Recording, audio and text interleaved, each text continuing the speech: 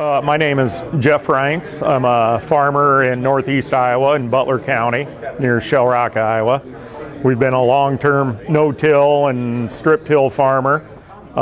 We've transitioned into a spring strip-till operation here. And we're attending the first National Strip-Till Conference here in Cedar Rapids. And you guys put together an excellent program here. And I was asked to put on a presentation about our differences with the spring strip-till.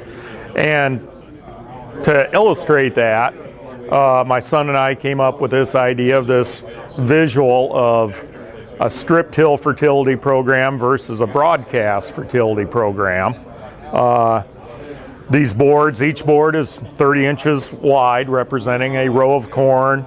We dug out a root ball or stalk and cleaned the root. Place that every 6 inches, which makes, visualizing a 34,000 stand. And we use the factor of what's called the fertilizer removal level for 200 bushel corn, and took that down. That's at 360 pounds an acre, a blend of DAP, potash, and AMS. Well, at 360 pounds an acre puts you down to 3.75 grams per square foot.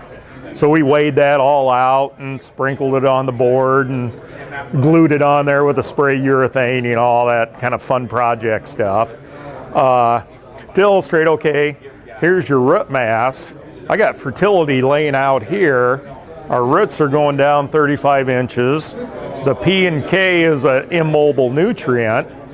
That's not really doing my crop much good. And then if I drive a 18-438 tire across here, you're not going to have any root.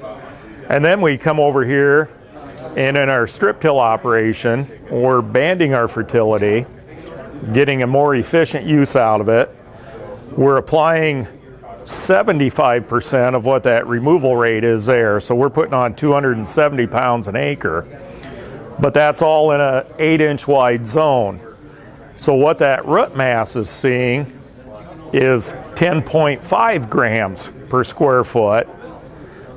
If I wanted that much fertility under the root mass on the broadcast, I'd have to broadcast 1,010 pounds an acre to get the root to see that same amount of fertility that we're seeing in our strip. And then we were out doing this root dig here earlier this week, and we had a rain about 3 days prior, and it was a real dewy morning.